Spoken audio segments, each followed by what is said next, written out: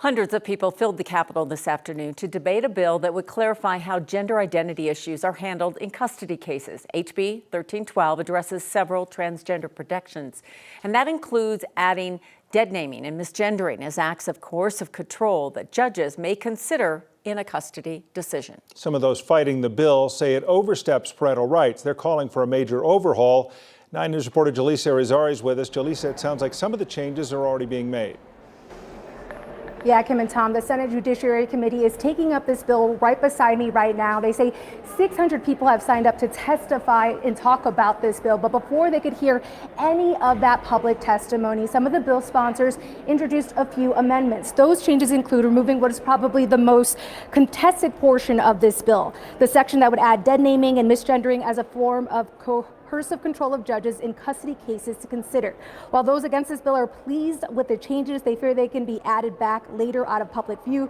They believe even if it's amended from this bill, even in this amended form, this bill threatens free speech and should not be passed. But I think as a whole, because we're sitting here just days before the end of the session with a bill that has substantial implications with families and the government inserting itself into choices, this is such of great importance to the state of Colorado. Concerns, especially is what I've heard, that this bill should be tabled. Now, despite all of these changes really watering down this bill, there is still some concern if it would withstand a First Amendment challenge. Now, some civil rights activists believe it will and it should be passed. Does this bill do enough? No. And honestly, legislation never will, but it does something.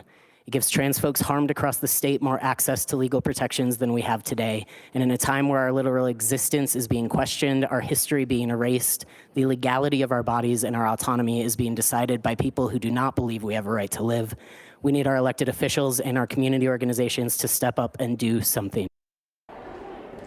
It's important to point out that after this bill passed the House, One Colorado, the state's largest LGBTQ community, walked back on their support.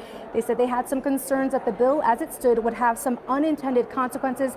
They say they are still taking a step back and are working with legislators to make this bill stronger. Now, because so many people have signed up to talk about this bill, legislators agreed to give both sides 4 hours each of testimony, meaning a lot of people will have a long night.